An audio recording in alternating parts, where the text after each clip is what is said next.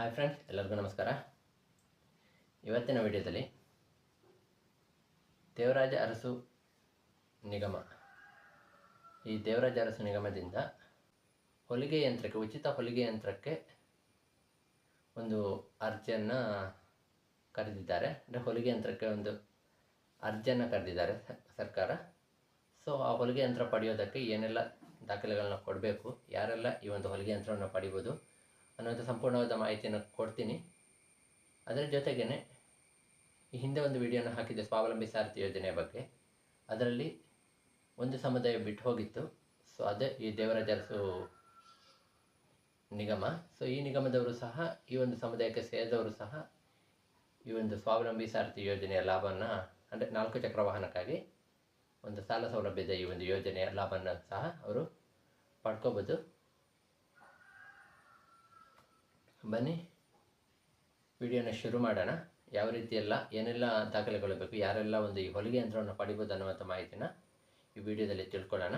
ವಿಡಿಯೋನ ಸ್ಕಿಪ್ ಮಾಡದೆ ಕೊನೆ ತನಕ ನೋಡಿ. ಮಾಹಿತಿ ಇಷ್ಟ ಆದರೆ ಮಾತ್ರ ಸಬ್ಸ್ಕ್ರೈಬ್ ಮಾಡಿ ಸಪೋರ್ಟ್ ಮಾಡಿ. ಹಾಗೆ ಈ ವಿಡಿಯೋ ಬಂದು ಲೈಕನ್ನು ಕೊಡಿ.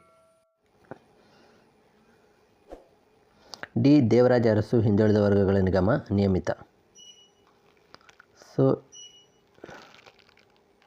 ಡಿ ದೇವರಾಜ ಅರಸು ಹಿಂದುಳಿದ ವರ್ಗಗಳ ಅಭಿವೃದ್ಧಿ ನಿಗಮದಿಂದ 2024-25ನೇ ಸಾಲಿನಲ್ಲಿ ಈ ಕೆಳಕಂಡ ಯೋಜನೆಗಳಿಗೆ ಅರ್ಜಿಯನ್ನು ಆಹ್ವಾನಿಸಲಾಗಿದೆ.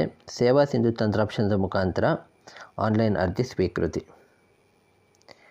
ಇಲ್ಲಿ ಸ್ವಯಂ ಉದ್ಯೋಗ ವೈಯಕ್ತಿಕ ಸಾಲ ಯೋಜನೆ, ಗಂಗಾ ಕಲ್ಯಾಣ ನೀರಾವರಿ ಯೋಜನೆ, ಅರಿವು ಶೈಕ್ಷಣಿಕ ಸಾಲ ಯೋಜನೆ, ವಿದೇಶಿ ವಿಶ್ವವಿದ್ಯಾನಿಲಯಗಳು ಉನ್ನತ ವ್ಯಾಸಂಗಕ್ಕೆ ಸಾಲ ಯೋಜನೆ, ಸ್ವಾವಲಂಬಿ ಸಾರಥಿ ಯೋಜನೆ. ಸ್ವಾವಲಂಬಿ ಸಾರಥಿ ಯೋಜನೆಯಲ್ಲಿ ಈ ವರ್ಗದವರಿಗೆ, ಹಿಂದುಳಿದ ವರ್ಗಗಳ ನಿರುದ್ಯೋಗಿ ಯುವಜನರಿಗೆ ಸ್ವಯಂ ಉದ್ಯೋಗ ಕೈಗೊಳ್ಳಲು ಸ್ವಾವಲಂಬಿ ಸಾರಥಿ ಯೋಜನೆಯಡಿ 4 ಚಕ್ರದ ವಾಹನ ಖರೀದಿಗೆ ಬ್ಯಾಂಕ್ಗಳಲ್ಲಿ ಪಡೆಯುವ ಸಾಲಕ್ಕೆ 50% ಗರಿಷ್ಠ 3 ಲಕ್ಷಗಳವರೆಗೆ ಸಹಾಯಧನ ಮಂಜೂರು ಮಾಡಲಾಗುವುದು.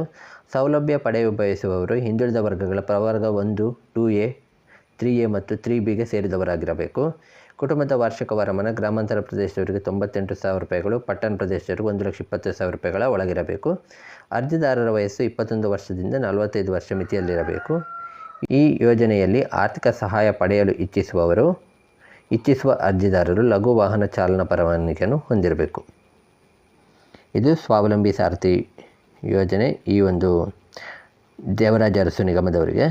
ಇನ್ನು ಇದರಲ್ಲಿ ಸ್ವಯಂ ಉದ್ಯೋಗ ಸಾಲ ಯೋಜನೆ, ಸ್ವಾತಂತ್ರ್ಯ ಅಮೃತ ಮಹೋತ್ಸವ ಮುನ್ನಡೆ ಯೋಜನೆ ಅಂತೆಲ್ಲ ಇದೆ. ಈ ಯೋಜನೆಗಳ ಬಗ್ಗೆ ಎಲ್ಲರೂ ಮಾಹಿತಿ ಬೇಕಾದರೆ ಒಂದು ಡೀಟೇಲ್ ಆದ ಮಾಹಿತಿಯನ್ನು ಮುಂದಿನ ವಿಡಿಯೋದಲ್ಲಿ ನಾನು ಕೊಡ್ತೀನಿ.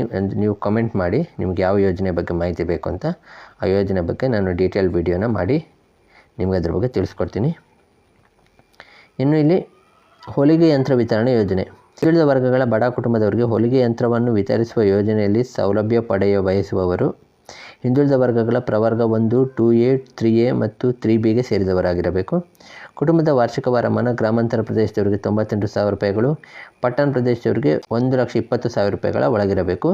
ಅರ್ಜಿದಾರರ ವಯಸ್ಸು 18 ವರ್ಷದಿಂದ 55 ವರ್ಷಗಳ ಮಿತಿಯಲ್ಲಿರಬೇಕು.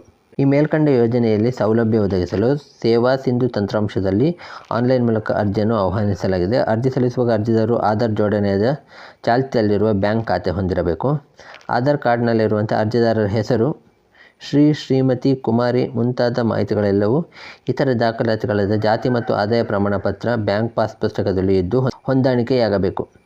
ಒಂದು ಬಾರಿ ನಿಗಮದ ಯಾವುದಾದರೂ ಯೋಜನೆಗಳಲ್ಲಿ ಪ್ರಯೋಜನ ಪಡೆದಿದ್ದಲ್ಲಿ ಅಂಥವರು ಹಾಗೂ ಅವರ ಕುಟುಂಬದವರು ಮತ್ತೊಮ್ಮೆ ಸೌಲಭ್ಯ ಕೋರಿ ಅರ್ಜಿ ಸಲ್ಲಿಸಲು ಅರ್ಹರಿರುವುದಿಲ್ಲ. 2023-24ನೇ ಸಾಲಿನಲ್ಲಿ ಅರ್ಜಿ ಸಲ್ಲಿಸಿ ಸೌಲಭ್ಯ ಪಡೆಯದೇ ಇರುವ ಫಲಾಪೇಕ್ಷಿಗಳು ಮತ್ತೊಮ್ಮೆ ಅರ್ಜಿ ಸಲ್ಲಿಸುವ ಅವಶ್ಯಕತೆ ಇರೋದಿಲ್ಲ. ಇಲ್ಲಿ ಅರ್ಜಿ ಸಲ್ಲಿಸೋದಕ್ಕೆ ಕೊನೆಯ ದಿನಾಂಕ 31/8/2024.